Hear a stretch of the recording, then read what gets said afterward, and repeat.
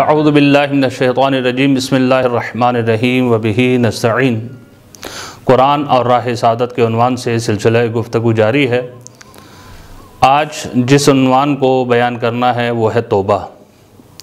پروردگار عالم قرآن مجید میں ارشاد فرما رہا ہے وَتُوبُوا إِلَى اللَّهِ جَمِيعًا أَيُّهَا الْمُؤْمِنُونَ لَعَلَّكُمْ تُفْلِحُونَ۔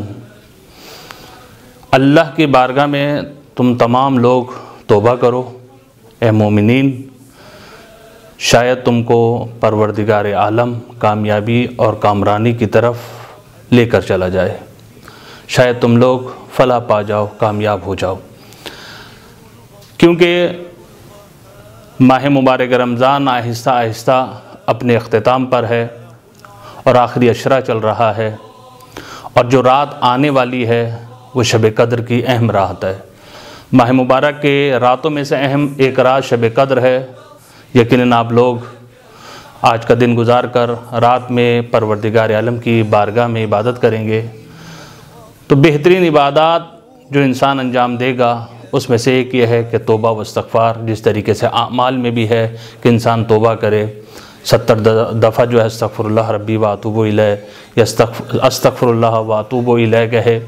تو عزیزان گرامی، توبہ ایک ایسی چیز ہے، ایک ایسا راہ سعادت کی طرف انسان کو لے جانے والا فعل ہے کہ جس کی وجہ سے انسان کے جو گزشتہ گناہ ہوتے ہیں وہ پروردگار عالم معاف کر دیتا ہے۔ اور اتنا کریم ہے پروردگار عالم کہ روایت میں ہمیں یہ ملتا ہے کہ پیغمبر فرماتے ہیں کہ اگر انسان نیکی کا ارادہ کرتا ہے تو پروردگار عالم فرشتوں سے کہتا ہے اس کے نام اعمال میں ایک نیکی لکھ دو کہ کیونکہ اس نے نیکی کا ارادہ کیا ہے۔ اور جب انسان اس نیکی کو انجام دے لیتا ہے تو پروردگار عالم ایک کے بدلے جو ہے 10 نیکیاں اس کے نام اعمال میں لکھتا ہے۔ لیکن رب کریم کتنا کریم ہے کہ اگر انسان گناہ کا ارادہ کرتا ہے تو پروردگار عالم فرشتوں سے کہتا ہے کہ نہیں، ابھی کیونکہ فقط اس نے ارادہ کیا ہے، گناہ کو انجام نہیں دیا، نہ لکھو۔ جب انسان گناہ کو انجام دے لیتا ہے پھر بھی پروردگار عالم فرشتوں سے کہتا ہے ابھی نہ لکھو، یہ میرا بندہ ہے، شاید توبہ کر لے۔